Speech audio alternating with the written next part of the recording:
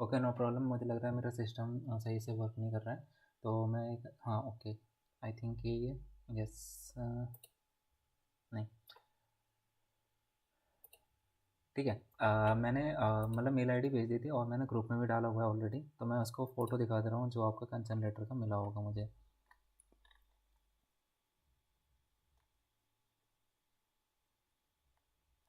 Okay, so this was the approval from the मतलब जो department को मैंने मेल करी थी और स्नॉप्सिस भेजने के बाद में, तो उन्होंने मुझे मेल आईडी मतलब मेल कर दिया था कि dear student, your synopsis has been approved, kindly note that the deadline for submission of dissertation is 31 July 2023। ठीक है, तो इस तरीके से आपने जब स्नॉप्सिस सेंड करोगे, स्नॉप्सिस से अप्रूवल हो जाएगी, तो एमलिस वाले प्रोजेक्ट आईडी या मेल की साइड से आपको एक स्नॉप्सिस के अप्रूवल की एक मेल आईडी आएगी। ओके, सो आपको क्या करना है, जस्टली आपको उसके बाद में अपने प्रोजेक्ट रिपोर्ट पे काम करना है, यानी कि असली काम जो स्टार्ट होता है वो स्नॉप्सिस सबमिट होने के बाद में होता है। तो उसके लिए आपको क्या करना पड़ेगा, सबसे पहला काम ये होता है कि आप उसके बारे में कुछ चीज़ें पढ़ें। कुछ चीज़ें पढ़ने के लिए फॉर एग्जांपल के लिए आपको लिटरेचर रिव्यू करना पड़ेगा। ठीक है,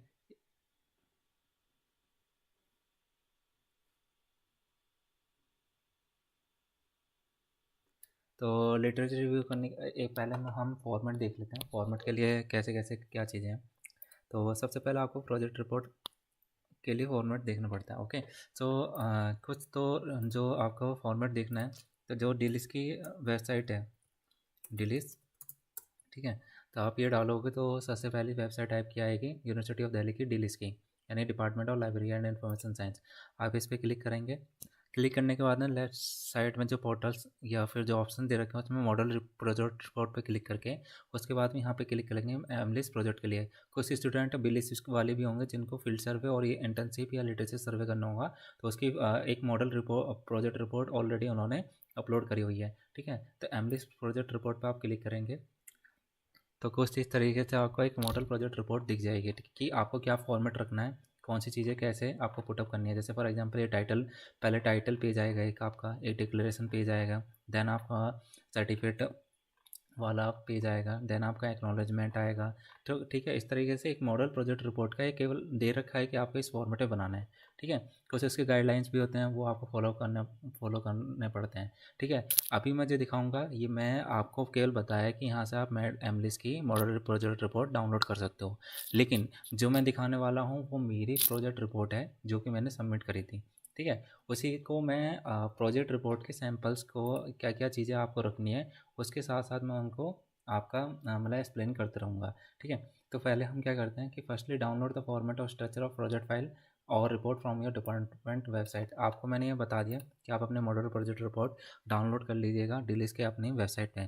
ठीक है, उसके बाद फॉर्मेट क्या होता है, किसी भी प्रोजेक्ट रिपोर्ट को लिखने का एक अलग फॉर्मेट होता है जिसमें आपको कुछ पेजेस या कुछ चीज़ें ऐसी होती हैं जो ऑलरेडी मैंसन होती हैं कि आपको फॉर्मेट ये करते फॉलो अप करते हुए सारी चीज़ें लिखनी है। ठीक है, तो अभी मैं जो दिखा रहा हूँ वो अभी ये प्रोजेक्ट रिपोर्ट अपनी ही दिखा रहा हूँ। ये मेरी फाइनल प्रोजेक्ट रिपोर्ट थी, कुछ इस तरह दिखती है। इसमें क्या होता है कि आपका सिनॉप्सिस से ज़्यादा कंटेंट ऐड होता है, प्लस आपने जो स्टडी करी होगी कुछ वो कंटेंट निकलने के बाद में आपका ऑब्जर्वेशन क्या आए हैं या आपका रिजल्ट क्या आया है तो वो आप उसमें मेंशन करते हो। ठीक है, तो अभी पहले मैं इसका एक टाइटल पेज के बारे में बताता हूँ, फॉर्मेट। ठीक है, फॉर्मेट स्टार्ट कर रहा हूँ। तो title page in the sense कि टाइटल पेज में आपका एक टाइटल आपका प्रोजेक्ट रिपोर्ट का होता है, आपका नाम होता है, आपकी स्टूडेंट आईडी जो भी नंबर होगा, एसएल नंबर वगैरह वो आप मेंशन करोगे। आपका उसमें इंस्टीट्यूशन का नाम होता है, प्लस आपके प्रोग्राम का नाम होता है, जैसे कि आपका एमलिस प्रोग्राम है, प्लस उसमें आपको डेट मेंशन करनी होती है। ठीक है, जब भी आप सबमिट करोगे। तो ये वाला जो टाइटल पेज है वो टाइटल पेज का मैं आपको फॉर्मेट दिखाता हूँ। तो टाइटल पेज का फॉर्मेट वही टाइटल आएगा, आप यहाँ पे लिखोगे प्रोजेक्ट रिपोर्ट, प्लस किसको सबमिट कर रहे हो वो डिपार्टमेंट लिखोगे। ठीक है, कौन से पेपर के लिए, यानी कि एक कोड दे रखा होगा प्रोजेक्ट रिपोर्ट को जिसको हम M112 कहते हैं। ठीक है, उसके बाद में आप ईयर मतलब जो भी आपका प्रोग्राम का ईयर है, मेरा 22 से 23 था। ठीक है, इस यहाँ पे मैं सुपरवाइज़र का नाम लिखूँगा, यानी कि जो मुझे सुपरवाइज़र अलॉट करा गया था उसका नाम मेंशन करूँगा, उनका नाम मेंशन करूँगा, सॉरी। एंड सबमिटेड बाय, यानी मैं अपना नाम लिखूँगा एंड देन एस1 नंबर। ठीक है, ये आपको टाइटल जो पेज होगा, टाइटल पेज की बेसिक नॉलेज आपकी इतनी रहने वाली है। फिर आप उसके बाद में आपको डिक्लेरेशन पेज बनाना होता है। डिक्लेरेशन पेज में ठीक है। डिक्लेरेशन पेज में क्या होता है कि आपको डिक्लेयर करना होता है कि आपने क्या कि ये काम जो है आपका है, एंड इसमें कॉपी प्लेगरिज्म नहीं करा गया है, यानी कि इन द सेंस आपने कहीं से कॉपी पेस्ट नहीं करा है। ठीक है। तो मैं अपनी प्रोजेक्ट रिपोर्ट का दिखाता हूँ, डिक्लेरेशन पेज। ठीक है। तो यहाँ पे डिक्लेयर करा जाता है कि प्रोजेक्ट टाइटल, आपको टाइटल मेंशन करना होता है इस based on the original research, यानी कि जो भी यहाँ पे मैंने कंटेंट अपनी प्रोजेक्ट रिपोर्ट में लिखा है वो एक ओरिजिनल रिसर्च है, ना कि मैंने कहीं से कॉपी पेस्ट करा है। ठीक है। उसके बाद में ये मतलब ये एक फॉर्मेट होता है, वो फॉर्मेट आप ऑलरेडी डाउनलोड कर लेना। इसमें ही आपको अपनी एडिटिंग करनी होगी, लाइक इसको आपको बनाना नहीं पड़ेगा। आपको जस्ट यहाँ कॉपी करना है, अपना टाइटल चेंज करना है। टाइटल चेंज करने के बाद में आपको जो भी लगता है कि मेरे सूटेबिलिटी के साथ में क्या क्या एडिटिंग करनी है, वो आप एडिटिंग कर सकते हो। जैसे कि यहाँ पे नाम चेंज होगा आपका, एस वेल नंबर चेंज होगा। ठीक है। तो ये आपका सेकंड पेज कंप्लीट की डिक्लेरेशन कैसे लिखा जाता है एंड क्या क्या एडिटिंग इसमें आपको करनी है। थर्ड आपका आता है सर्टिफिकेट। ये थर्ड सर्टिफिकेट जो पेज होता है उसमें आपका एक सर्टिफिकेट टाइप का मतलब डिटेलिंग होती है। मैं अपना सर्टिफिकेट दिखाता हूँ। सर्टिफिकेट लिखना होता है, इसमें भी आपको कुछ नहीं करना है, आपको ये जस्ट कॉपी पेस्ट करना है। ठीक है। उसमें एडिटिंग करनी है, आपको अपना टाइटल चेंज करना है। इसमें सबमिटेड बाय में साकेत शर्मा की जगह आपका जो भी नाम होगा वो अपना नाम लिखिएगा, और यहाँ पे पेपर 1 and 1 का भी आप एडिटिंग कर सकते हो, थोड़ा हाईलाइट कर देना। ठीक है। उसके बाद में आपको वही चीज़ है कि यहाँ पर जो होता है सुपरवाइज़र का नाम आता है, जो भी आपका सुपरवाइज़र होगा।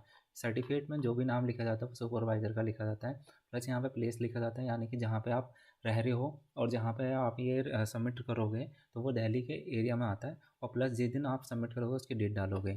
ठीक है। उसके बाद में आपका आता है एक्नॉलेजमेंट, ये सेकंड मतलब आगे का पेज है फॉर्मेट में। ठीक है। एक्नॉलेजमेंट फोर्थ पेज हो गया। फोर्थ पेज में आपको क्या क्या लिखना होता है।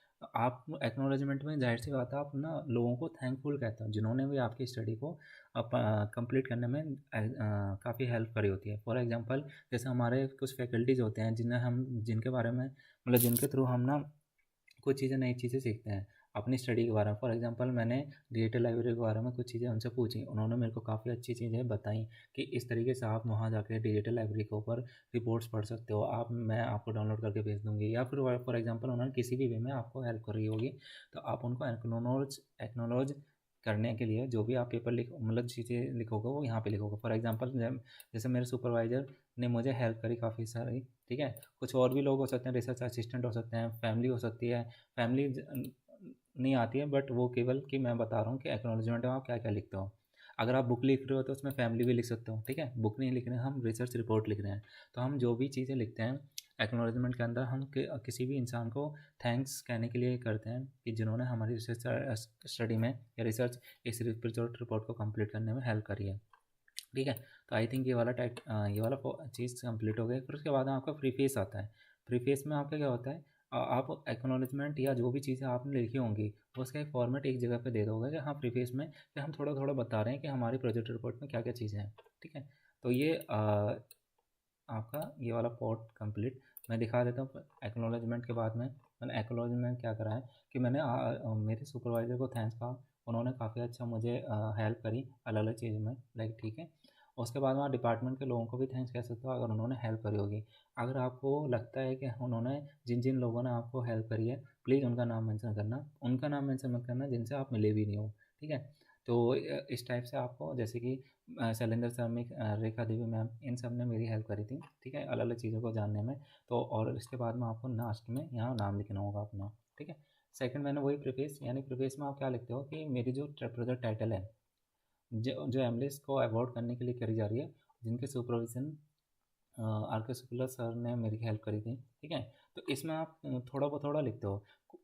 प्रोजेक्ट रिपोर्ट और सिनॉप्सिस में ये डिफरेंस होता है, सिनॉप्सिस में आप थोड़ा कंटेंट लिखते हो, लेकिन प्रोजेक्ट रिपोर्ट में उसी चीज़ को आप एलैबोरेट करते हो। फॉर एग्जांपल मैं जैसे एग्जांपल के लिए दे रहा हूँ कि मैंने केवल टाइटल मेंशन कर दिया था। ठीक है। सिनॉप्सिस में कि टाइटल और उसके बाद में थोड़ी थोड़ी चीज़ें लिख दी थी। जैसे इंट्रोडक्शन में थोड़ा बहुत लिखा था, ज़्यादा नहीं लिखा।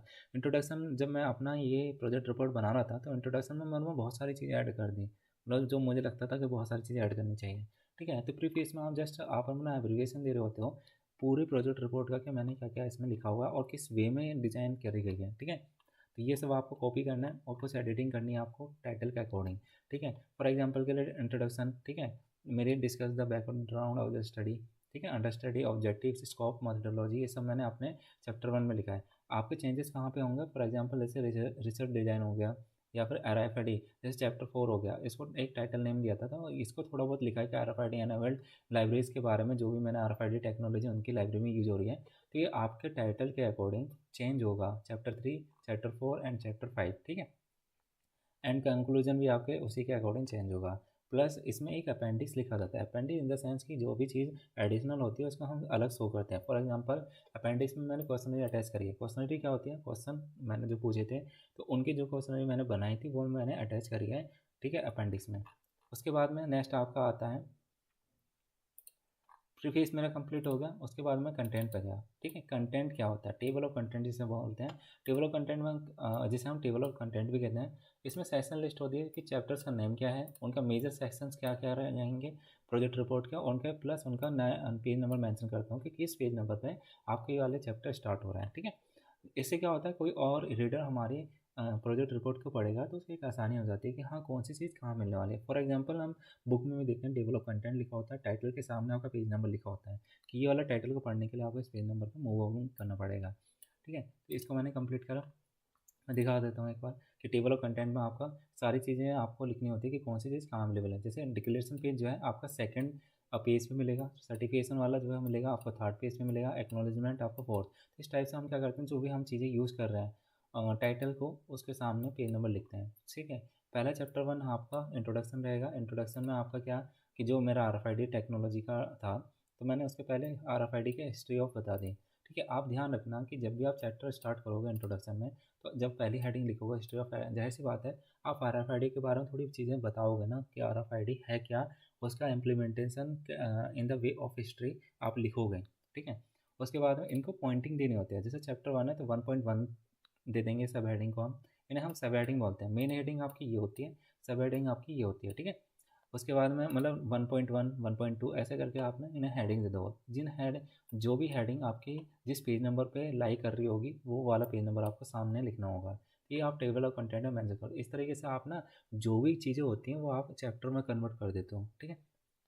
तो इंट्रोडक्शन में मैंने क्या करा, RFID की हिस्ट्री बता दी, RFID के क्या क्या कंपोनेंट होते हैं और RFID का बजट क्या क्या आप करते हैं, RFID के एप्लीकेशंस क्या क्या हैं, RFID के एडवांटेज क्या हैं और डिसएडवांटेज क्या हैं। तो ये मेरा इंट्रोडक्शन वाला चैप्टर कंप्लीट। सेकंड आपका आता है, ठीक है। उसके बाद में आपका अभी जो था मैंने आपको केवल ये टेबल ऑफ कंटेंट में क्या क्या चीज़ें लिखनी है वो बताया, ठीक है। टेबल ऑफ कंटेंट के बाद में हम क्या करते हैं, मूव ऑन करते हैं सीधे लिस्ट ऑफ टेबल से। लिस्ट ऑफ टेबल्स, ठीक है। तो लिस्ट ऑफ टेबल्स में क्या होता है कि आप ना जो भी आपने टेबल्स यूज़ करी होंगी या आपने टेबल्स बनाई होंगी मतलब जो भी किसी भी चैप्टर्स में, तो उनके पेज नंबर और उस टेबल का कोई नाम रखा होगा आपने, तो उस टेबल का नाम मेंशन करने का जो भी नाम मेंशन करके आप उसको क्या करोगे, ऐसे, ठीक है। नाम मेंशन करने के बाद में आप क्या करोगे, इसको पेज नंबर भी मेंशन करोगे प्लस एक अलग से टेबल बनाओगे जिसमें सब टेबल्स का एक एवरेज मतलब चीज़ें दे रखे होंगी। फॉर एग्जांपल ये आपने लिस्ट ऑफ टेबल बनाया, यहाँ पे आपने एसआर नंबर लिखा है, डिस्क्रिप्शन लिखा है एंड पेज नंबर बता दिया। जैसे कि जैसे कि 4 वाले चैप्टर में, ठीक है, 4 वाले चैप्टर में मैंने मेरा जो पहली टेबल थी वो डिफरेंट टैग क्लासेस थी, वो जो कि पेज नंबर 19 पे मेंशन है, यानी कि मेरे को पेज नंबर 19 पे जाना पड़ेगा, ठीक है। मैं दिखा देता हूँ लिस्ट ऑफ टेबल होता क्या है। पेज नंबर 19, ओके, ठीक है। देखो ये रहा, तो ये टेबल्स मेंशन है आपकी, ठीक है, 4.1, ठीक है, डिफरेंट टाइप्स क्लासेस। तो ये जो थी और भी कई सारी होंगे, जैसे टेबल 4.2 है। तो आपको क्या करना होता है, अपने टेबल ऑफ कंटेंट के बाद में उनको आप लिस्ट ऑफ टेबल्स में मेंशन करते हो कि आपने कितनी सारी टेबल्स बनाई हैं, प्लस उनका नेम जो भी उसका टाइटल रहा है, टाइटल के बाद में उसका पेज नंबर मेंशन करते हो, ठीक है। उसके बाद में आपका क्या होता है सेकंड, इसके बाद में लिस्ट ऑफ टेबल बनाने के बाद में आप लिस्ट ऑफ फिगर्स बनाते हो। यानी जाहिर सी बात है आपने इलस्ट्रेशंस तो यूज़ करे होंगे, जैसे उसमें आप चार्ट कहीं डाला होगा आपने, या डायग्राम डाला होगा, या आपने ग्राफ डाला होगा, तो उनको भी तो आप मेंशन करोगे कि हाँ वो कौन सी चीज़ आपको कहाँ मिल सकती है, ठीक है। तो मैं दिखा देता हूँ एक बार अपनी रिपोर्ट में।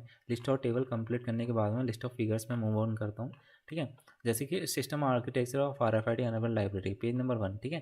तो फिगर का मैंने नाम मेंशन प्लस उसका टाइटल मेंशन करा हुआ है, ठीक है। जैसे ये वाले पहला फिगर था, पहले फिगर का जो भी टाइटल था आपका, फिगर नंबर 1 डाल के मैंने उसका जो टाइटल है उसको टाइटल को मेंशन करा मैंने लिस्ट ऑफ फिगर्स में, ठीक है। उस प्लस उसका पेज नंबर मेंशन करा, सीरियल नंबर, ऐसे कई सारे मैंने फिगर्स यूज़ करे होंगे, तो उन फिगर्स का नाम प्लस फिगर का name plus serial number plus उसका पेज नंबर कौन सा है जिस पे वो लाई कर रहा है, वो मैं मेंशन करूँगा। ठीक है, लिस्ट ऑफ फिगर कंप्लीट होने के बाद में आप क्या करते हो, लिस्ट ऑफ एब्रीविएशन भी डालते हो। मेरे केस में लिस्ट ऑफ एब्रीविएशन क्यों नहीं यूज़ करी गई है, होता क्या है, एब्रीविएशन इन द सेंस कोई भी शॉर्ट फॉर्म, फॉर एग्जांपल के लिए RFID। ठीक है, जब सबको पता है कि RFID जो है एक शॉर्ट फॉर्म है, लेकिन इसकी फुल फॉर्म बताने के लिए, क्योंकि हमें पता है लेकिन कोई ज़रूरी नहीं है कि बाकी लोगों को पता हो, तो इसलिए हम एक लिस्ट ऑफ एब्रीविएशन की टेबल भी बनाते हैं। तो फॉर एग्जांपल के लिए जैसे मेरे में तो यूज़ नहीं हुआ, लेकिन इनके में यूज़ करा गया था, जो कि आपके मॉडल प्रोजेक्ट रिपोर्ट में डाले हैं। फॉर एग्जांपल जैसे कि कंटेंट लिखने के बाद में आपका टेबल ऑफ टेबल्स आ गया, लिस्ट ऑफ टेबल्स, उसके बाद में ये रहा। ठीक है, तो जैसे CSS इन्होंने कहीं पे AICT यूज़ करा होगा, तो उसका मतलब ये है all India council of technical education, कहीं पे इन्होंने AME मेंशन करा होगा, तो उसका उसका फुल फॉर्म उन्होंने यहाँ पे दे रखा। तो लिस्ट ऑफ एब्रीविएशन में जब भी हम शॉर्ट फॉर्म अपने प्रोजेक्ट रिपोर्ट में कहीं यूज़ करते हैं, तो उसको हम मेंशन भी करते हैं कि इसको फुल फॉर्म क्या रहा है। ठीक है, तो इस टाइप से फिर आपका लिस्ट ऑफ एब्रीविएशन कंप्लीट हो जाए। मेरी फाइल में क्यों नहीं जरूरत पड़ी, क्योंकि मेरे में बहुत कम एब्रीविएशन थे। फॉर एग्जाम्पल RFID, केवल एक RFID ही था जो कि मतलब एक ही मतलब एब्रीविएशन यूज़ करा था। तो मुझे मुझे ऐसा लगा कि मुझे एब्रीविएशन का लिस्ट और अलग से क्यों बनानी चाहिए, जबकि वो मैंने अपने टाइटल में ही मेंशन कर दी होगी। ठीक है, अब नेक्स्ट आपका आता है ठीक है, इसके बाद में आपका आता है, आप अपने चैप्टर से स्टार्ट करोगे कि चैप्टर्स में आपको क्या क्या लिखना है। जैसे पहला चैप्टर हमेशा जो बनाया जाता है वो इंट्रोडक्शन पार्ट बनाया जाता है, इंट्रोडक्शन किसी भी चीज़ का। ठीक है, मैं दिखाता हूँ अपने, तो चैप्टर 1 मैंने लिखा, इसको हमेशा राइट कॉर्नर में लिखना है, यानी कि राइट हैंड साइड। ठीक है, चैप्टर 1, उसके बाद में चैप्टर 1 लिखने के बाद उसका चैप्टर का टाइटल डाला जाता है। उसके बाद में मैंने क्या करा, RFID के बारे में थोड़ी चीज़ें एक्सप्लेन कर दी, जो भी उससे रिलेटेड डाटा था, जो भी उसकी इन्फॉर्मेशन, बेसिक इन्फॉर्मेशन होती है, वो सारी मेंशन करी। फॉर एग्जांपल अब जैसे मैं पहले 1.1 में मैंने उसकी हिस्ट्री के बारे में बात करी। ठीक है, उसके बाद में मैंने क्या करा, 1.2 उसके जो भी कंपोनेंट्स यूज़ होते हैं उनके बारे में मेंशन करा, प्लस अगर आपका फिगर अवेलेबल है तो उन फिगर को भी डाल के उनका फिगर नंबर और फिगर नेम जरूर डालना। ठीक है, उसके बाद जैसे RFID टैग, तो RFID टैग की फ़ोटो डाली, उसको मैंने एक्सप्लेन कर दिया कि RFID टैग क्या होता है, उसके कंपोनेंट मतलब उसके भी कुछ कंपोनेंट्स होते हैं वो मेंशन करें हैं। सेकंड कंपोनेंट आपका रीडर होता है। ठीक है, उसके बारे में थोड़ी चीज़ें डाली, उसका फिगर डाल दिया कि ऐसा दिखता है वो। तो इस तरीके से आप जो इंट्रोडक्शन पार्ट में लिखोगे वो अपने प्रोजेक्ट रिपोर्ट में जो इंट्रोडक्शन में उन टाइटल से रिलेटेड चीज़ें होंगी वो आप मेंशन करोगे। ठीक है, एक बजट एलोकेशन भी मैंने बताया कि नॉर्मली इतना बजट एलोकेशन होता है, मतलब मिनिमम मिनिमम आपकी रिक्वायरमेंट इतनी होती है बजट के लिए। उसके बाद RFID की क्या एप्लीकेशंस हैं, जैसे डिजिटल लाइब्रेरी हो गई, तो डिजिटल लाइब्रेरी के एप्लीकेशंस क्या होंगे, तो वो आप मेंशन करोगे। जैसे बुक ड्रॉप बॉक्स हो गया, तो इसमें जो सब हेडिंग के बाद में अगर कोई और भी हेडिंग आ रही हो तो आप उसको नंबरिंग दे सकते हो, या फिर 1.4.1 भी करके लिख सकते हो। लेकिन मैं सजेस्ट ये करूँगा कि आप ना नंबरिंग की जगह पे अल्फ़ाबेटिकल ऑर्डर वाला जो होती हैं वो चीज़ें मेंशन करो। ठीक है, RFID टैग, इस तरीके से मैंने उसकी एप्लीकेशंस बता दी, फिर एडवांटेज बता दिया RFID का, उसके बाद में डिसएडवांटेज बता दिया। यानी कि मैंने RFID के बारे में इंट्रोडक्शन पार्ट पूरा कंप्लीट कर लिया। ठीक है, उसके बाद में मेरा आता है चैप्टर नंबर 2। ठीक है, इंट्रोडक्शन पार्ट में पूरा मैंने कम्प्लीटली उसको कवर कर लिया कि उसके एडवांटेज डिसएडवांटेज ये सब चीज़ें क्या है। अब चैप्टर 2 क्या है, चैप्टर 2 आपका होता है रिव्यू ऑफ लिटरेचर, या लिटरेचर रिव्यू कहते हैं। ठीक है, आप लिटरेचर रिव्यू में क्या होता है, यानी कि मेरे टाइटल से रिलेटेड कौन सी चीज़ें पहले पढ़ी जा चुकी हैं और उसका लेटेस्ट अपडेट क्या है। यानी कि लेटेस्ट अपडेट यानी कि जो मैंने टाइटल यूज़ करा है उसका उसके फॉर्म में अभी तक लेटेस्ट चीज़ें क्या हो चुकी हैं। ठीक है, वो आप चैप्टर 2 में मेंशन करते हो। ठीक है, तो फॉर एग्जांपल मैंने चैप्टर 2 बनाया रिव्यू ऑफ लिटरेचर में, जो मैंने स्टडी यूज़ करी थी वो सबसे लेटेस्ट आई थी मेरे इसमें 2017 वाली। ठीक है, अकॉर्डिंग टू उसमें क्या होता है, आप ऑथर का नाम लिखते हो प्लस ईयर लिखते हो, जिस ईयर में उसने अपना आर्टिकल पब्लिश करा होगा। उसके बाद में उसके आर्टिकल से मैंने क्या चीज़ पढ़ी और मुझे क्या लगा, तो मैं ये अपनी लैंग्वेज में लिखता हूँ। ये वाली चीज़ें जो होती हैं हमेशा अपनी लैंग्वेज में लिखी जाती हैं। ठीक है, फिर मैंने एक और स्टडी पढ़ी थी, तो आप ना इसका फॉर्मेट रख सकते हो, जो भी आर्टिकल्स आप डाउनलोड कर रहे हो उनका या तो आप डिसेंडिंग ऑर्डर में रखते हैं। Descending order in the sense सबसे पहले 2017 वाला पेपर मेंशन करेंगे, 2016 वाला, फिर 2015 वाला, 2013 वाला, फिर ऐसे करके आप डिसेंडिंग ऑर्डर में पेपर लिखते हो, ताकि अगर कोई आपकी रिपोर्ट पढ़े तो आपको ये आप ऑलरेडी मेंशन कर रहे हो कि मैंने जो लेटेस्ट पढ़ा था वो 2017 वाला पढ़ा था, ठीक है, अपने टाइटल से रिलेटेड जो भी मेरा आर्टिकल पढ़ा है। तो ये आप लोग का लिटरेचर रिव्यू में बस ये मेंशन करना होता है कि आपने उनके आर्टिकल को पढ़कर आपने अपनी लैंग्वेज में क्या उनके पेपर से पता करा कि उनके पेपर में क्या लिखा था। केवल 5 से 6 लाइन्स में कंप्लीट हो जाता है, ठीक है। उसके बाद में इस तरीके से आप बहुत सारे आर्टिकल्स पढ़ सकते हो जो कि आप अपने लिटरेचर रिव्यू में मेंशन कर सकते हो। उसके बाद में आपका चैप्टर 3 आता है, ठीक है। इसमें ऑलरेडी मैंने बता दिया कि this chapter provides a summary of existing research related to your study topic. It should include an introduction to the topic and its relevant to the your research, a review of study that have been conducted as the same और similar topics, यानी similar topic में already कितनी studies हो चुकी हैं उनको वो पढ़कर आप अपने पेपर में मेंशन करोगे, ठीक है। प्लस आइडेंटिफिकेशन आप करोगे कि उन स्ट्रक्चर उन वाली लिटरेचर रिपोर्ट में आपके और उनके टाइटल में क्या डिफरेंसेस रहे थे कि आपको ये स्टडी करनी पड़ रही है, ठीक है। ये वाला पार्ट आपका चैप्टर 2 कंप्लीट। उसके बाद में आपको चैप्टर 3 बनाना है। चैप्टर 3 में क्या होता है, आपका चैप्टर 3 में रिसर्च डिज़ाइन, यानी कि आपने ये वाली प्रोजेक्ट कैसे कंप्लीट करी है, क्या वे थे आपके, क्या चीज़ें आपने करी हैं, ठीक है। तो फॉर एग्जांपल के लिए आप इस चैप्टर में क्या क्या मतलब मेंशन करते हो, ठीक है। इस चैप्टर में आप क्या करते हो, आप रिसर्च फिलॉसफी या अप्रोच यूज़ कौन सा यूज़ करा है। जैसे क्वालिटेटिव मैंने बताया था उस दिन, क्वालिटेटिव यानी इन द सेंस जो लोगों को ज़्यादा जानकारी होती है अगर आप उनसे डाटा ले रहे हो तो वो क्वालिटेटिव कहलाती है। क्वांटिटेटिव लोगों को थोड़ी थोड़ी नॉलेज होगी लेकिन इतनी नहीं कि वो एक्सपर्ट कहलाएं, तो जब भी उनसे डाटा आप लेते हो तो क्वांटिटेटिव कहलाती है, ठीक है। तो और उसके बाद और भी अदर मिक्स मेथड हो सकते हैं। मिक्स मेथड यानी कि आपने इंटरव्यू कर लिया हो किसी से, ठीक है, किसी से पोल करवा लिया हो, तो इस टाइप से आप अपने पेपर को बताते हो कि मैंने कौन सा मेथड यूज़ करा है अपनी स्टडी को कंडक्ट करने की, क्वालिटेटिव या क्वांटिटेटिव या फिर आपने मिक्स मेथड। फॉर एग्जांपल मैंने अपनी स्टडी में जो था आपका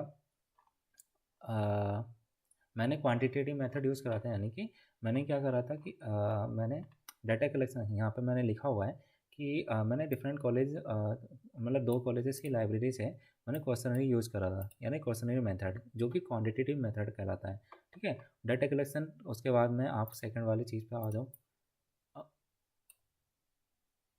ठीक है। इसके बाद में आप डाटा कलेक्शन मेथड, नहीं कि आपका डाटा कलेक्शन मेथड क्या रहा था, तो मैंने बता दी मेरा क्वेश्चनरी मेथड रहा था, ठीक है। क्वेश्चनरी मेथड यहाँ पे मेंशन नहीं है लेकिन मतलब मैंने जो डाटा कलेक्शन का मेथड यूज़ करा था वो क्वेश्चनरी मेथड यूज़ करा था, ठीक है। उसके बाद में सैम्पलिंग स्ट्रेटेजी और डाटा एनालिसिस मेथड आपके क्या क्या रहे हैं, यानी कि आपने क्या करा, डाटा एनालिसिस करा और उसके लिए कौन सा मेथड यूज़ करा। तो मेरा तो इतना ज़्यादा टिपिकल नहीं था, तो मैंने नॉर्मल डाटा एनालिसिस करा अपने ही मैनुअल वे में, ठीक है। तो आपका एथिकल कंसिडरेशन क्या था, लिमिटेशंस क्या थी आपकी रिसर्च डिज़ाइन की, ठीक है। तो इस तरीके से आप ना अपने चैप्टर 3 में रिसर्च डिज़ाइन में ये सब चीज़ें मेंशन करोगे। फॉर एग्जांपल आप ना यहाँ पे क्या करोगे, रिसर्च डिज़ाइन में आपने ने जो आपकी स्नोसिस थी उस स्नोसिस को यहाँ पे आप मेंशन करोगे। फॉर एग्जांपल स्टेटमेंट क्या रही थी प्रॉब्लम की कि मेरे को ये स्टडी कंडक्ट करनी पड़ी, आपके ऑब्जेक्टिव क्या है, ठीक है, वो आप मेंशन कर दें। जो भी आपने स्नोसिस में लिखा होगा जितना भी, वो सारा पार्ट आपका रिसर्च डिज़ाइन में आ जाएगा, ठीक है। रिसर्च मेथडोलॉजी, ठीक है, रिसर्च मेथडोलॉजी मैंने ऑलरेडी थोड़ा थोड़ा मैंने और ज़्यादा एक्सप्लेन कर दिया कि the study will include the complete study of RFID system integrated with integrated library management software, जो कि अलग अलग दिल्ली NCR के रिलेटेड लाइब्रेरी में यूज़ करी जा रही है। एक सेकेंड,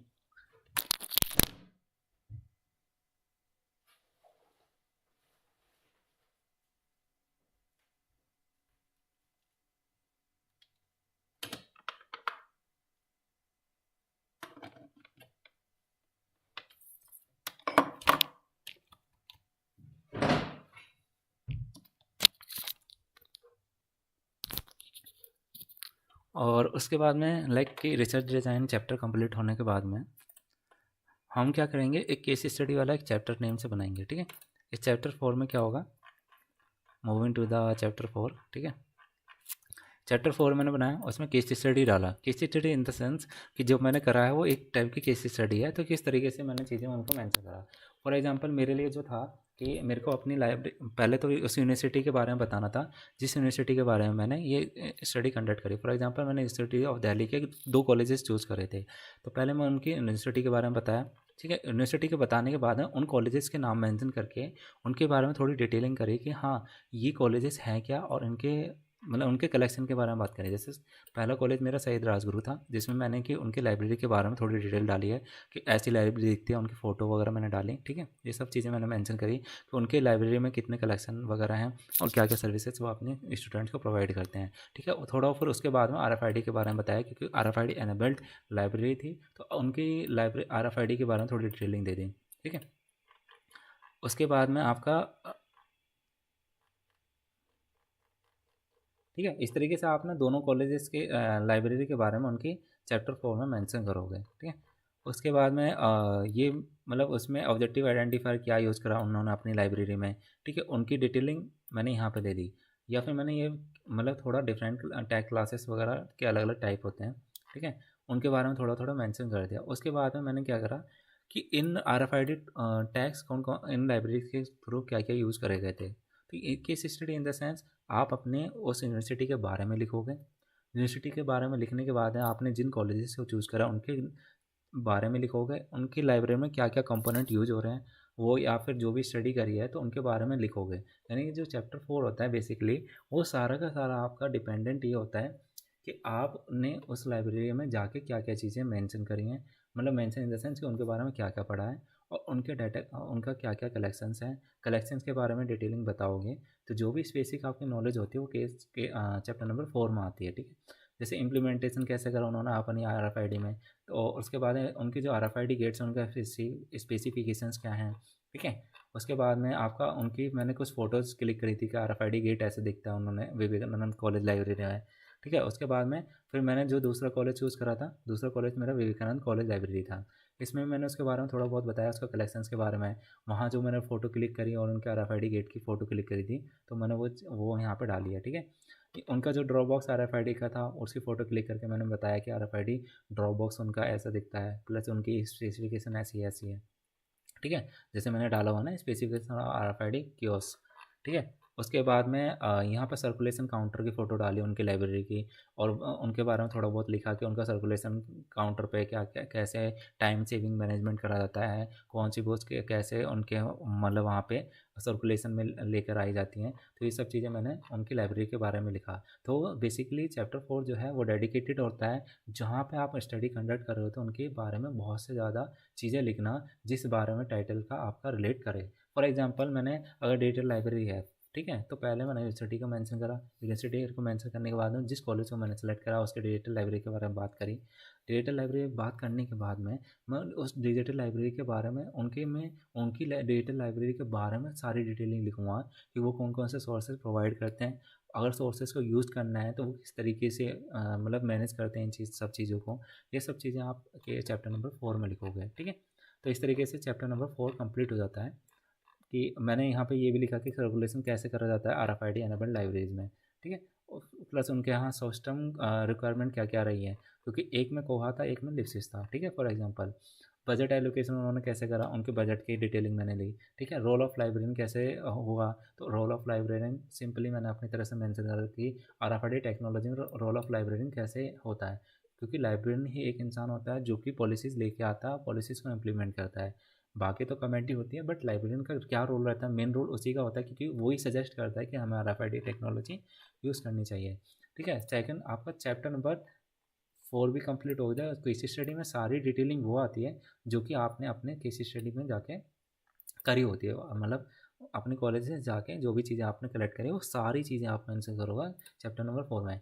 अब चैप्टर नंबर 5 क्या होता है, डेडिकेटेड होता है डाटा एनालिसिस एंड इंटरप्रिटेशन के लिए। यानी कि आपने जो भी चीज़ें एनालाइज करी होंगी, डाटा कलेक्ट करा, डाटा कलेक्ट करने के बाद में आपने कौन से मेथड यूज़ करे, उस मेथड से आप डाटा कैसे बनाया, सब चीज़ें आपने अपने चैप्टर नंबर 5 में मेंशन करते हो। फॉर एग्जांपल के लिए मैंने क्या करा था डाटा एनालिसिस के लिए, मैंने ऑलरेडी गूगल फॉर्म बनाया हुआ था, गूगल फॉर्म मैंने सेंड कर दिया था, गूगल फॉर्म पे उन्होंने डाटा मुझे दे दिया। फिर मैंने क्या करा, उस एनाला फिर एक पॉइंट दे दिया analysis of data taken from student, ठीक है। तो इस टाइप से जो मैंने ऑलरेडी गूगल फॉर्म में बताया था कि गूगल फॉर्म में ऑलरेडी जो आपका डाटा होता है वो फिलअप होकर आ जाता है, चाहे चाहे मतलब पाई चार्ट फॉर्म में या किसी अलग अलग टाइप से।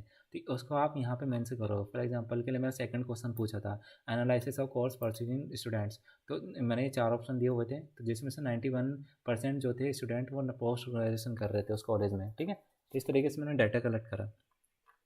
फिर तीसरा क्वेश्चन मेरा ये था कि क्वेश्चनरी का analysis of male and female participation in सर्वे।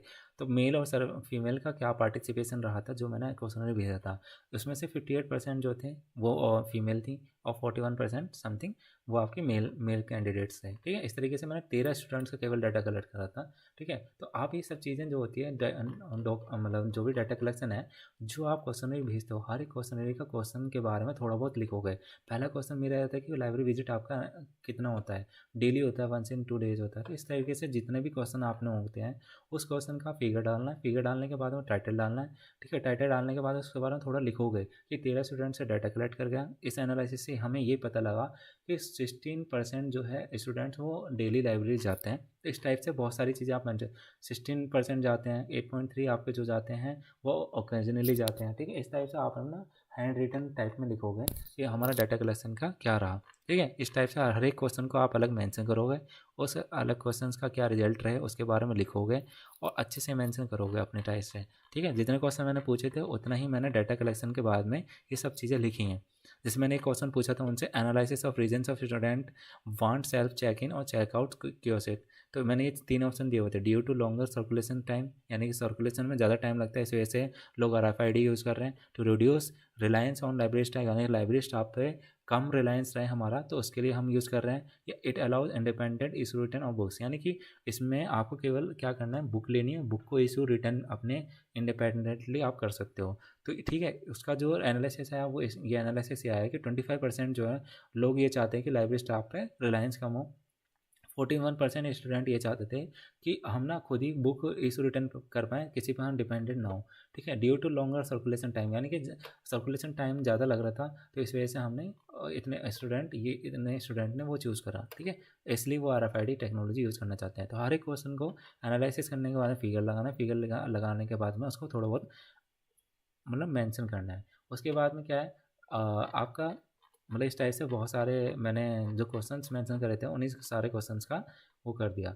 उसके बाद में इसी में चीज़ में मैंने थोड़ा बहुत मेंशन कर दिया कि बेनिफिट्स और चैलेंज क्या फेस करने पड़े थे RFID के बारे में। यानी कि डाटा एनालिसिस करने के बाद में आप ये भी तो बताओगे कि आपको क्या ऐसा लगता है कि ये सब स्टडी करने के बाद में आपने क्या-क्या चीज़ें लिखना है, आपको ये लिखना है कि बेनिफिट्स ये हुए और चैलेंजेस इतने फेस करने पड़े। ठीक है, तो ये सब चीज़ें आप अपने डाटा एनालिसिस वाले में मतलब चैप्टर, ये आपका चैप्टर नंबर, ठीक है, 5 कंप्लीट। कंक्लूजन में आप ये सारी चीज़ें लिखोगे, जो मैं चीज़ अभी बता रहा था वो चैप्टर नंबर कंक्लूजन या वैसे लिख सकते हो। ठीक है, तो यहाँ पे आप जो है ये पॉइंट वो आपका कंक्लूजन में लिख सकते हो कि आपने क्या क्या फाइंड आउट करा कंक्लूजन में। ठीक है, आप इसको चाहे चैप्टर नेम में दे दो, चैप्टर नेम नहीं देना है आपको, टाइटल ही देना है, क्योंकि चैप्टर नेम क्या है, वैसे तो मॉडल प्रोजेक्ट रिपोर्ट में उन लोगों ने उसको अलग से एक चैप्टर दे रखा है चैप्टर नंबर, बट आपको नहीं देना, क्योंकि ये कोई चीज़ नहीं होती। अगर मतलब बहुत सारा कंटेंट लिखना होता है तो आप उसको अलग से चैप्टर दे सकते हो, क्योंकि जब बहुत सारा कंटेंट होता है तो आप उसको चैप्टर वाइज करते हो। लेकिन हमारे में कंक्लूजन छोटा रहता है, मतलब 250 वर्ड्स या 300 वर्ड्स का होता है, तो इसलिए आपको यहाँ पे चैप्टर मेंशन करने की जरूरत नहीं है। आप डायरेक्टली क्या करो, अपना टाइटल मेंशन कर दो। टाइटल मेंशन करने के बाद में आप अपनी वो चीज़ें लिखो कि आपने इस ओवरऑल प्रोजेक्ट रिपोर्ट को पढ़ने के बाद में रीडर को क्या क्या इन्फॉर्मेशन मिलेगी। ठीक है, तो इस टाइप से आप कंक्लूजन वो चीज़ लिखते हो कि मतलब इस रिपोर्ट को पढ़ने से लोगों को क्या बेनिफिट, या जो रीडर है हमारी प्रोजेक्ट रिपोर्ट पढ़ेगा उसको क्या क्या बेनिफिट मिलेगा। ठीक है, फॉर एग्जांपल के लिए कि after implementing RFID technology in select libraries of Delhi university, users can easily issues and return their books through a kiosk and they are very comfortable while using this technology. ठीक है, इस type से आप ना conclusion में लिखोगे कि हमने स्टडी कंडक्ट करने के बाद में जो रिजल्ट आया है, रिजल्ट से हमें क्या पता लगा है, तो वो सारी चीज़ें आप अपने कंक्लूजन में लिखोगे। ठीक है, उसके बाद रेफरेंसेस डालना होता है। एक टाइटल जो है आपका रेफरेंसेस का आपको डालना होता है, जैसे कि रेफरेंसेस। ठीक है, मोस्टली जो सोशल साइंस वाले डिपार्टमेंट होते हैं या जो भी होते हैं उसमें APA का 737 यूज़ करा जाता है। अब मैं रेफरेंसिंग आपको थोड़े टाइम में बताऊँगा। ठीक है, अपेंडिक्स वही मैंने बताया कि आप क्वेश्चनरी अटैच करोगे। जैसे कि मैंने रेफरेंसेस देने के बाद में क्वेश्चनरी अटैच करूँगा। अपेंडिक्स में क्वेश्चनरी अटैच कर दी कि जो मैंने क्वेश्चनरी यूज़ करी थी वो पूरी की पूरी मैंने यहाँ पर डाल दिया। ठीक है, ये मैंने क्वेश्चन उन लोगों से पूछे थे, अपनी क्वेश्चनरी जो मैंने भेजी थी वो फॉर्मेट ये था।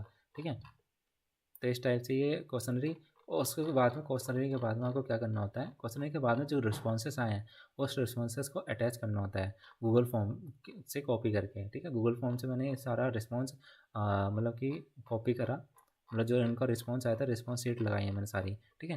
तो इस तरीके से मैंने दोनों कॉलेजेस की रिस्पॉन्स शीट लगाई है, केवल लाइब्रेरियन वाली, स्टूडेंट्स वाली नहीं लगाई क्योंकि ऑलरेडी फाइल बहुत बड़ी हो जाती है, ठीक है। इस टाइप से मैंने दोनों कॉलेजेस की आपकी रिस्पॉन्स शीट लगा दी है, ठीक है। यहाँ पर रिस्पॉन्स शीट कंप्लीट हो जाती है। रिस्पॉन्स शीट कंप्लीट होने के बाद में, ठीक है, रिस्पॉन्स शीट कंप्लीट होने के बाद में कि मैंने क्वेश्चनरी का रिस्पॉन्सेस भी लगा दिया, ठीक है। उसके बाद में आपको क्या करना है, अटैच स्नोसिस विद कंसर्न लेटर डालना है, यानी कि जो आपका स्नोसिस का अप्रूवल आया होगा उसका आपको अप्रूवल और कंसर्न लेटर दोनों लगाने हैं। जैसे कि मैंने स्नोसिस पहले लगा दी कि स्नोसिस मैंने जो भेजी थी, स्नोसिस मैंने इंट्रोडक्शन में थोड़ा बहुत लिख दिया था, RFID का कंपोनेंट क्या क्या होता है थोड़ा बहुत इनके बारे में जानकारी दे दी थी। मेरा रिव्यू लिटरेचर में मैंने 2-3 आर्टिकल पढ़ के उनके बारे में लिख के उनको मेंशन दे दिया था। स्टेटमेंट और प्रॉब्लम क्या रही है, ऑब्जेक्टिव क्या रहा था मेरा, ठीक है, रिसर्च मेथोडोलॉजी क्या रहा था, ये सिनॉप्सिस है, ठीक है। सिनॉप्सिस जो मैंने भेजी थी, ठीक है। स्कोप ऑफ द स्टडी थोड़ा थोड़ा मैंने जानकारी दे दी थी, रेफरेंसेस भी लगा देते थोड़े बहुत कि जो जो मैंने जहाँ से पढ़ा था। उसके बाद में मेरे को जो एमलिस की साइड से, मेल आईडी की साइड से जो रिस्पॉन्स आया था, तो उस इसका रिस्पॉन्स एक मेल आईडी जीमेल पर आया था, उसका जीमेल का एक स्क्रीनशॉट लगाना होता है कि आपकी सिनॉप्सिस अप्रूव करी गई थी। तो ये चीज़ें आपको मतलब अटैच करनी होती हैं, ठीक है। क्वेश्चनरी लगाने के बाद में स्नॉप्सिस लगाने के बाद में आपको उसका जो अप्रूवल का आया था स्नॉप्सिस का, वो आपको ईमेल आईडी से कॉपी करके यहाँ पे इमेज फॉर्म में लगा देना है, ठीक है। उसके बाद में क्या होता है, कंसर्न लेटर होता है। अब मैं मतलब विद कंसर्न लेटर आपको ये मेंशन करना है, ठीक है। उसके बाद में कंसर्न लेटर कैसा, यानी कि एक प्रीफॉर्मा होता है ऑलरेडी आपको दिया होगा। प्रीफॉर्मा देखने के लिए आपको क्या करना है, यहाँ पर आना है और जो प्रोजेक्ट रिपोर्ट थी उसके प्रीफॉर्मा इसमें आई थिंक इसमें नहीं दे रखा, but I will send you, ठीक है। क्योंकि या फिर आपको मेल आईडी पे आ गया होगा, नहीं आया होगा तो आप यहाँ से फॉर्मेट कॉपी कर लेना, ठीक है।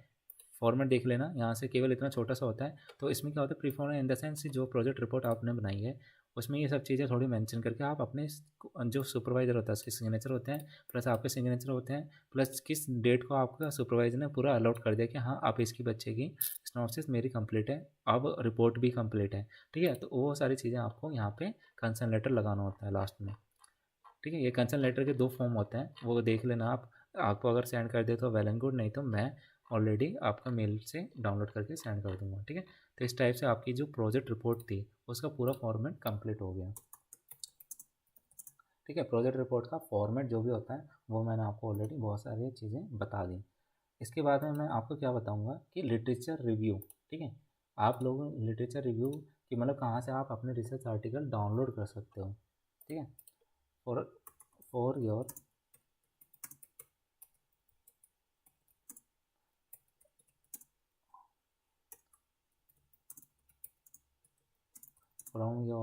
from where you can download project, sorry, literatures और सॉरी आर्टिकल्स, ठीक है। आर्टिकल्स कहाँ से डाउनलोड कर सकते हो, तो आपको कुछ नहीं करना, अपने गूगल क्रोम में आना है। गूगल क्रोम आने के बाद में आपको सर्च करना है साइन डायरेक्ट, ठीक है। कई सारे डाटा बेसेस हैं लेकिन साइन डायरेक्ट में ज़्यादातर चीज़ें मिल जाती हैं, ठीक है। साइन डायरेक्ट का कुछ ऐसा इंटरफेस दिखेगा, इंटरफेस में आपको अपना टाइटल डालना है। फॉर एग्जाम्पल मेरा टाइटल जो है वो डिजिटल लाइब्रेरी है, ठीक है। उसके बाद में मेरे को उस किस जर्नल में ढूंढना है, क्योंकि अलग अलग जर्नल होते हैं। तो आप ना केवल लाइब्रेरी ऐसे लिब डालना और कई सारे जर्नल्स आ जाएंगे। तो अलग अलग लाइब्रेरी के जर्नल्स हैं, लेकिन मैं जो सर्च करूँगा वो library and information science research में करूँगा, ठीक है। तो मैंने सेलेक्ट कर लूँगा ये वाला जर्नल। उसके बाद सर्च पे क्लिक कर दूँगा। सर्च पे क्लिक करने के बाद है यहाँ पे क्या होता है, बहुत सारे जो होते हैं वो पेड होते हैं और कुछ होते हैं आपके ओपन एक्सेस। जैसे यहाँ पर ओपन एक्सेस लिखा रहा है, यानी कि आप इसकी PDF को डाउनलोड कर सकते हो प्लस व्यू कर सकते हो। लेकिन इस वाले में आपको केवल थोड़ी थोड़ी जानकारी दे देगा, लेकिन आपको अगर एक्सेस करना है परचेज करना पड़ेगा PDF को, ठीक है। तो मैं अभी जो आपको यूज़ करना है, केवल आप जो यूज़ करो, अभी जो यूज़ करना है आपको बैक जाना है। उसके बाद में यहाँ पे कई सारे शॉर्ट आते हैं, ठीक है। तो आपको केवल 3 ईयर्स या मतलब ज़्यादा से ज़्यादा 2017 से लेके 2033 तक के आर्टिकल ढूंढने हैं, या फिर 2023 के आर्टिकल ढूंढो आप, लेटेस्ट वन, ठीक है। तो ये 2023 के में जो भी पब्लिश हुए हैं। उसके बाद में आप क्या कर सकते हो,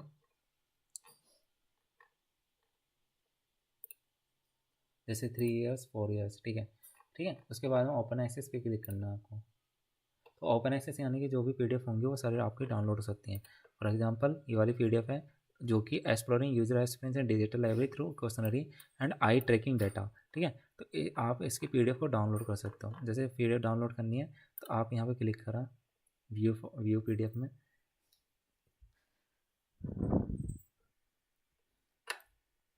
ये पूरी पीडीएफ आपको फ्री में, मतलब पूरी की पूरी आपको मिल जाएगी। ठीक है, यहाँ से डाउनलोड करा।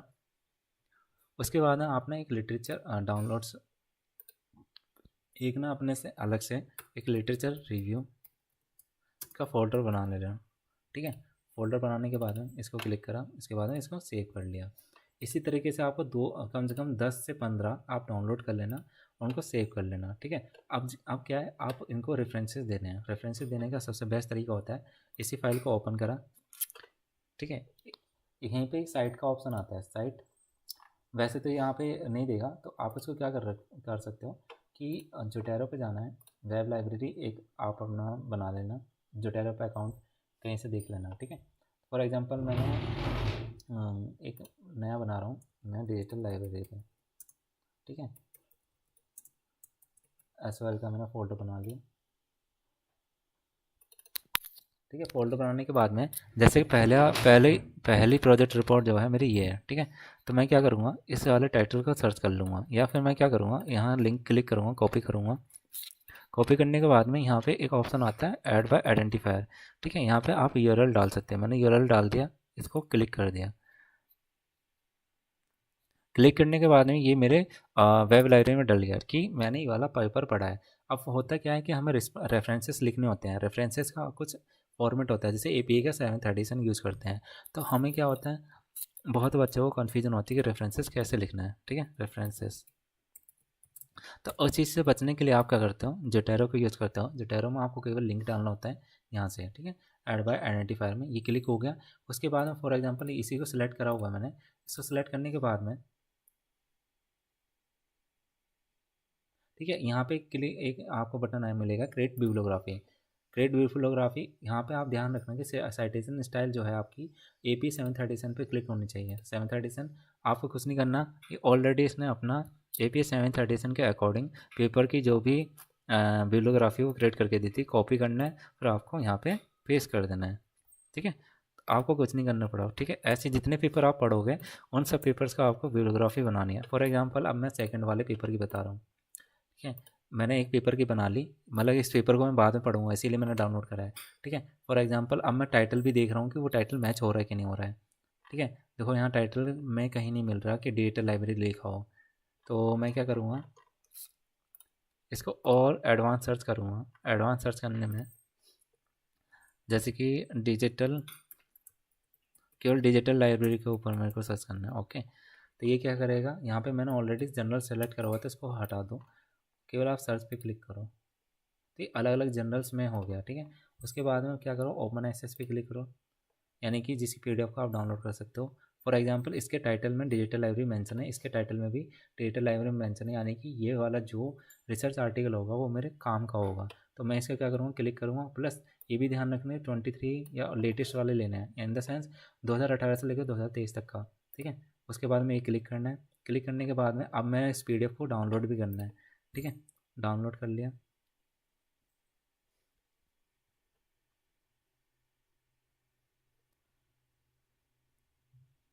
इस पीडीएफ को डाउनलोड आपको अपने फ़ोल्डर में कर लेना, जो मैंने आपको लिटरेचर रिव्यू वाले फ़ोल्डर बताया था। यहाँ पे आप डाउनलोड कर लो। डाउनलोड करने के बाद अब मेरे को क्या करना है इसका, कि मेरे को इसकी रेफरेंसिंग करनी है। रेफरेंसिंग करने के लिए फॉर एग्जांपल मैंने वो बताया आपको, यहाँ का इसका यूआरएल कॉपी करना है। यूआरएल कॉपी करने के बाद जोटेरो में जाना है। जोटेरो में वही फ़ोल्डर अपना ऑलरेडी सिलेक्टेड है, और मुझे यहाँ पे क्लिक करना है, ऐड बाय आइडेंटिफायर पे क्लिक करना है, यहाँ पे यूआरएल पेस्ट करना है, देन क्लिक करना है। तो मेरा दूसरा वाला जो पेपर है वो ऐड हो जाएगा, जैसे कि ये वाला ऐड हो गया। ठीक है, अब मुझे इसका रेफरेंसेस क्रिएट करना है। तो रेफरेंसेस क्रिएट करने के लिए यहाँ पे क्रिएट बिब्लियोग्राफी पे क्लिक करना है। ठीक है, तो ऑलरेडी यहाँ पे American APA 7th edition already means मतलब ऑलरेडी सिलेक्टेड है। इसको कॉपी करना है। कॉपी करने के बाद में यहाँ पे जो है पेस्ट कर देना है। तो इस तरीके से आपको ना ऑलरेडी फॉर्मेट बना बनाया मिल जाएगा, आपको क्रिएट करने की ज़रूरत नहीं है। जिसमें अब मैं कुछ APA 7th एडिशन मतलब आर्टिकल्स का जो फॉर्मेट होता है वो इस तरीके से होता है कि आपका जो ऑथर होता है ऑथर लिखा जाता है। ऑथर लिखने के बाद में जैसे कि फॉर एग्जांपल मैं इसका लेता हूँ, ऑथर के नाम मेंशन होते हैं, तो इसका ऑथर से नाम मेंशन करने का कुछ अलग तरीका होता है। पहले सरनेम आता है, सरनेम आने के बाद में फर्स्ट नेम का जो लेटर होता है, फर्स्ट लेटर, उसको लिखते हैं, फिर डॉट लगा देते हैं, ठीक है।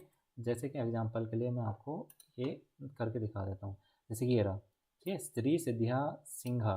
तो इसमें क्या है, आपका सरनेम आ गया, सरनेम के बाद में आपका श्री, श्री का फर्स्ट लेटर क्या है, एस, ठीक है। तो वो इस सिद्धिया सिंह एस, फिर डॉट, फिर कॉमा लगाते हैं। सेकंड ऑथर पे जाते हैं, सेकंड ऑथर आपका मोहम्मद पांडू रिश्तेवाना है, ठीक है। तो लास्ट वाला नेम सरनेम लेना है, रिश्तेवाना, ठीक है, लास्ट सरनेम ले लिया। उसके बाद में जो जितने भी आपके फर्स्ट नेम और सेकंड नेम होता है, उसका हम फर्स्ट लेटर लेते हैं और वो भी डॉट लगा के, जैसे एम लेंगे, एम डॉट, फिर पी डॉट, ठीक है। तो एम डॉट पी डॉट, फिर कॉमा लगा देंगे। फिर थर्ड ऑथर पे आते हैं, थर्ड ऑथर आपका कानी लांगू है। तो इसका सरनेम क्या होगा, लास्ट नेम क्या है आपका, लांगू। उसके बाद फर्स्ट लेटर या जितने भी आएंगे तो उसका के लेना है, या मतलब फर्स्ट लेटर। तो जैसे कि लांगू, फिर के डॉट, फिर लास्ट में जो एक ही ऑथर बचा हुआ है, ठीक है वाला, इसीलिए यहाँ पे क्या लगा दिया, ये, ठीक है। उसके बाद में जैसे इसका लास्ट नेम क्या है, जुमा, ठीक है, जुमा, जुमा लिख दिया। जुमा लिखने के बाद में आपका, मतलब सॉरी, ये ओचिंग जुमा, ठीक है, ये पूरा ही लास्ट नेम होगा इसका, इसीलिए उसने ऐसे करेक्ट करा है। तो लास्ट नेम इसका पूरा ही है ओचिंग जुमा। उसके बाद ओचिंग जुमा, फिर कोमा, फिर पी डॉट, ठीक है। अब किस ईयर में ये पब्लिश हुआ है, किसी भी आर्टिकल को पता करने के लिए वो ये रहा, यहाँ पे लिखा होता है, ठीक है, 2023 में पब्लिश हुआ है, 2023 में पब्लिश हुआ है, इसको ब्रैकेट में लिखते हैं, ठीक है। ब्रैकेट में लिखने के बाद में डॉट लगाते हैं। डॉट लगाने के बाद में उस जर्नल आर्टिकल का टाइटल क्या है, टाइटल इसका था डी कंसेप्चुअल कम्युनिकेशन। उसके बाद में इसका सब टाइटल, ठीक है, ये जो लगाते हैं सेमी कॉलन, ठीक है। तो ये इसके बाद में इसका सब टाइटल आता है। तो यहाँ पे देखना, इसका जो टाइटल है वो ये है, डी कंसेप्चुअल कम्युनिकेशन। उसके बाद सब टाइटल है ये, तो सब टाइटल को मेंशन कर दिया। टाइटल मेंशन करने के बाद में आप डॉट लगाते हो प्लस, उस जर्नल का नाम क्या है, जर्नल का नाम जो है हेलियन है, ठीक है। जर्नल का नाम हमेशा यहाँ मेंशन रहता है बीच में, ये जर्नल नेम होता है, यानी journal in the sense journal के अंदर हमारा आर्टिकल पब्लिश हुआ है, तो हम पहले जर्नल का नाम, मतलब जर्नल का नाम मेंशन करेंगे। वो भी हमेशा ध्यान रखना, एपीए में जब भी जर्नल का नाम मेंशन होगा वो हमेशा इटैलिक फॉर्म में होता है। प्लस उसके बाद में हम लिखते हैं कॉमा लगा के वॉल्यूम, वॉल्यूम नंबर क्या है इसका, वॉल्यूम नंबर ये रहा, ठीक है। अगर ये ऐसे ना पता लगे तो यहाँ वॉल्यूम नंबर लिखा होता है, ठीक है। वॉल्यूम नंबर लिखा है, वॉल्यूम नंबर को लिखा 9, फिर ब्रैकेट में इशू नंबर लिखते हैं, इशू 10, ठीक है। वॉल्यूम नंबर, फिर देन आपका ब्रैकेट में इशू नंबर, ठीक है। हमेशा ध्यान रखना, केवल वॉल्यूम नंबर जो होता है वो इटैलिक फॉर्म में होता है, बाकी चीज़ जो होती है जैसे इशू नंबर जो होता है ब्रैकेट में एकदम स्ट्रेट है। उसके बाद में हम क्या लिखते हैं कि इसका जो आर्टिकल एक ट्रैकिंग नंबर भी रखा होगा, तो वो ट्रैकिंग नंबर लिखेंगे, फिर डॉट। अगर उसका कोई आईएसबीएन नंबर या कुछ ऐसे ट्रैकिंग नंबर होता है, डीओआई होता है मोस्टली टाइम, इसमें जो आपको साइन डायरेक्टर मिलेंगे वो डीओआई मिलते हैं। डीओआई इन द सेंस क्या होता है, digital object identifier. For example, इसी टाइटल को किसी बंदे ने लिखा और कॉपी पेस्ट कर लिया अपने टाइटल में, टाइटल सेम है लेकिन हो सकता है अंदर कंटेंट अलग हो, ठीक है। सपोज दैट ये टाइटल है, इस टाइटल को किसी ने कॉपी कर लिया, ठीक है। उसके बाद में उसने क्या है, ऑथर्स के चेंजेस हो सकते हैं, ठीक है, या उसका अंदर का कंटेंट अलग हो सकता है। तो मैं कैसे रेक्टिफाई करूँगा कि मुझे ये वाला, मुझे किसी ने बोला कि ये वाला टाइटल से ढूंढो, तो मुझे तो पता ही नहीं लगा कि ये वाला पीडीएफ मुझे पढ़ना है, सिर्फ ये वाला। तो उसको क्या करते हैं, डीओआई दे देते हैं। डीओआई देने का फ़ायदा ये होता है कि जब भी मैं डीओआई पे क्लिक करूँगा तो वो सीधे मुझे इस वाले पेपर पे लेके आएगा। इसीलिए इसको हम एक चाहे मतलब कैसे भी कह लो, चाहे इसे आईएसबीएन नंबर कह लो एक फॉर्म में, या आईएसएसएन नंबर फॉर्म में कह लो, कि हर एक बुक का एक आईएसबीएन नंबर होता है। टाइटल सेम हो सकता है लेकिन कंटेंट उसका अलग हो सकता है, तो इसलिए हमेशा जब भी ऑनलाइन कोई चीज़ प्रोवाइड होती है उसको एक डीवाई नंबर दे दिया जाता है, ठीक है। तो हम लास्ट में डीवाई मेंशन करते हैं। इसी तरीके से ये वाला फॉर्मेट, तो ये मैं आई होप कि तुम्हें समझ में आ गया होगा कि AP 737 में कोई भी आर्टिकल का आप रेफरेंसेस कैसे लिखते हो। रेफरेंसेस लिखना समझ में आना चाहिए, पता भी होना चाहिए। अगर आपको टाइम बचाना होता है कि फॉर्मेट नहीं पता है, तो मैंने बता दिया कि आप जोटेरो का यूज़ करो, ठीक है। अब फॉर एग्जांपल मैं तीसरा एक आपको एक और डाउनलोड करके बता देता हूँ, ठीक है। इसमें आपको मैंने ये वाला कर लिया था, तो अब मैं ये वाला कर रहा हूँ, an integrated management system for multimedia digital library, ठीक है। इसका PDF डाउनलोड कर लूँगा। PDF डाउनलोड करने के यहाँ क्लिक करेंगे,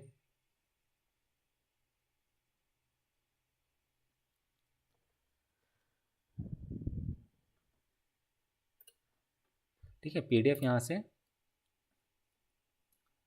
डाउनलोड्स, वही लिटरेचर रिव्यू वाले फोल्डर में, अब ये क्लिक करके मैंने डाउनलोड कर लिया।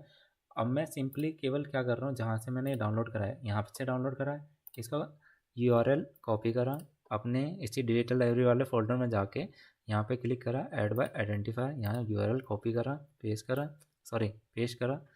उसके बाद में वो अपने आप ही फैचिंग करके उसका बिब्लियोग्राफी बना के दे सकता है मुझे। तो यहाँ पे क्लिक करना है, क्रिएट बिब्लियोग्राफी। ठीक है, तो ये ऑलरेडी अपना बन के आ गया, कॉपी करा मैंने। यहाँ पे मैंने जो तीसरा पेपर पढ़ा है, तो तीसरे पेपर का मैंने ऑलरेडी बना के दे दिया कि इसकी रेफरेंसेस APA 7th एडिशन के अकॉर्डिंग ये होगी। ठीक है, अब इसको मैंने वही बताया कि वॉल्यूम नंबर ये सब चीज़ें आप ज़रूर पता होनी चाहिए। जैसे वॉल्यूम नंबर 38 और 38 2014 में पब्लिश हुआ है, और पेज नंबर ये है। ठीक है, तो आप देखना कुछ डिफरेंसेस दिखेंगे इसमें आपके। मैंने बताया था सबसे पहले ऑथर्स आते हैं, ऑथर्स आने के बाद में ईयर लिखा जाता है ब्रैकेट में, उसके बाद में आपका डॉट लगा के टाइटल आता है, टाइटल आ गया, टाइटल के बाद में डॉट लगा के आपका जर्नल का नेम आता है, जर्नल का नेम वही, जर्नल का नेम देखो ये दे रखा। ठीक है, प्रोसीडिया कंप्यूटर साइंस हमेशा इटैलिक फॉर्म में रहेगा। उसके बाद कॉमा लगाएंगे, कॉमा लगाने के बाद में वॉल्यूम नंबर लिखते हैं। ठीक है, वॉल्यूम नंबर इसका क्या है 38। अब कुछ बच्चे कन्फ्यूज हो जाएंगे, इसमें इशू नंबर तो दे ही नहीं रखा। अगर इशू नंबर नहीं दे रखा है तो हमें मेंशन नहीं करना है, अगर दे रखा होता तो ब्रैकेट में लिखते हैं। ठीक है, उसके बाद में इसका पेज नंबर दे रखा है, या नहीं किस पेज नंबर पे है, 128 से लेकर 132 पे। ठीक है, तो आप कॉमा लगाएंगे, फिर उसके बाद में 128 से 132, फिर डॉट लगा के आप उसका अगर HTTP मतलब जो भी DOI नंबर है तो DOI नंबर आप मेंशन करिए। ठीक है, वो ऑलरेडी इसमें बन के आएगा। अब DOI नंबर का फ़ायदा क्या होता है, मैं एग्जांपल लेके दे रहा हूँ। जैसे ये बन गया, इसको अगर अगर ये एक्टिवेट नहीं है तो एक्टिवेट करने के लिए क्या करना है, आपको जस्ट लास्ट में माउस कर्सर लेके जाना और एंटर दबा देना है। एंटर क्लिक होने पे ये एक्टिवेट हो जाएगा। इसको एक्सेस करने के लिए आपको क्या करना पड़ेगा, लिखा हुआ आ रहा है control plus click follow link. तो मैं ये क्लिक करूँगा, तो क्लिक करने के बाद में ये सीधे वहाँ पे लेके जाएगा जहाँ पे PDF अपलोड है। ठीक है, तो देखो ये वो PDF अपने आप ही वहाँ से ओपन होकर है। DOI नंबर का फ़ायदा ये होता है कि आपकी कोई भी चीज़ है तो वो डायरेक्टली उसी आर्टिकल पे लेके जाएगी, एक टाइप का ट्रैकिंग नंबर होता है। ठीक है, तो इस तरीके से आप अपने रेफरेंसेस लिखोगे, जितने भी रेफरेंसेस आप लिखोगे, और प्लस उसको डाउनलोड करके पढ़ना भी है। अब जैसे मैंने ये सारे PDF डाउनलोड कर लिए। ठीक है, डाउनलोड करे थे, डाउनलोड करने के बाद में लिटरेचर रिव्यू। ठीक है, इन सबको मैं पढ़ूंगा, पढ़ने के बाद में जो मेरा लिटरेचर रिव्यू का पार्ट होगा उसमें मैं मेंशन करूँगा कि मेरे को ये चीज़ें पढ़ने को मिली। ठीक है, लिटरेचर रिव्यू का जो लेटर वो होगा, ये आपका चैप्टर नंबर 2, उसमें आप ये सारी चीज़ें मेंशन करोगे, खुद अपने आप लिखोगे कि मैंने ये चीज़ इस वाला आर्टिकल से पढ़ी है। ठीक है, तो आई थिंक रेफरेंसेस का आपको कोई इशू नहीं होगा। मैंने आर्टिकल डाउनलोड करना सिखा दिए हैं। ठीक है, कौन कौन सी चीज़ें मैंने कवर कर दी हैं। एक तो आपका find for your literature review, मतलब कैसा आप आर्टिकल ढूंढोगे, आर्टिकल ढूंढने का वे मैंने बता दिया। ठीक है, उसके बाद में मैंने आपको जटेरो का यूज़ करके, using Zotero how to make bibliography for your article. ठीक है, तो इसमें ये मैंने रेफरेंसेस क्रिएट करने का दिखा दिया आपको जटेरो के थ्रू। फॉर एग्जांपल अब क्या है कि जटेरो, आई थिंक इतना तो आप जटेरो, आप लोग कुछ कन्फ्यूज होंगे, तो जटेरो पे क्या करना होता है, कुछ नहीं करना होता। जटेरो आप केवल सर्च करना, जटेरो पे जाना, और उसके बाद में यहाँ पे आप अपना अकाउंट क्रिएट कर लेना इस साइट पे जाके, जटेरो योर पर्सनल रिसर्च असिस्टेंट। ठीक है, यहाँ पे क्या करना है, डाउनलोड कर लो, या वेब लाइब्रेरी से सीधे यहाँ पे ऑप्शन आ जाएगा। लॉग आउट करूँगा, मैं लॉग आउट नहीं करूँगा क्योंकि मुझे पासवर्ड नहीं पता है। ठीक है, तो इस तरीके से आप यहाँ पर वेबसाइट पर आना और अपना एक अकाउंट क्रिएट कर लेना। अकाउंट क्रिएट करने के बाद आप अपनी बिब्लियोग्राफी बना सकते हैं। लेकिन इसका एक अल्टरनेटिव भी बता देता हूँ। फॉर एग्जाम्पल इफ़ आप ना और कई सारे साइट जनरेटर का यूज़ कर सकते हो। साइट जनरेटर्स यानी कि आपको कुछ नहीं करना, यहाँ पे करना है क्लिक, और यहाँ पे सर्च करना साइटेशन जनरेटर। ठीक है, क्लिक करा, एक ना स्क्रिपर करके वेबसाइट है, इसका फ़ायदा क्या होता है वो मैं बताता हूँ अभी। ठीक है, यहाँ पे जैसे मैं यहाँ पे कर रहा था URL कॉपी कर रहा था, मैं इसकी जगह पे क्या कर रहा हूँ, मैं भी मतलब सिर्फ URL कॉपी कर रहा हूँ और मैं इस वाली साइट पर आ गया। इस साइट पे क्या है, मैंने ऑलरेडी साइटेशन स्टाइल सेलेक्ट कर ली कि APA 7th एडिशन यूज़ करूँगा। ठीक है, ऑलरेडी सिलेक्टेड है, लेकिन आप सेलेक्ट कर लेना अगर नहीं हो। यहाँ पे URL डालूँगा, URL डालने के बाद में साइट कर दूँगा।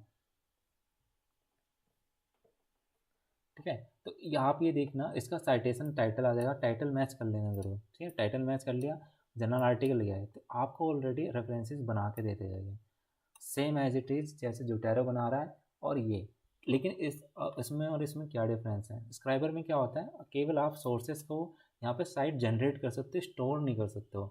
जोटेरो में फ़ायदा ये है कि आप जितने भी आपने आर्टिकल पढ़े होंगे आप उनको स्टोर कर सकते हो, कभी भी एक्सेस कर सकते हो।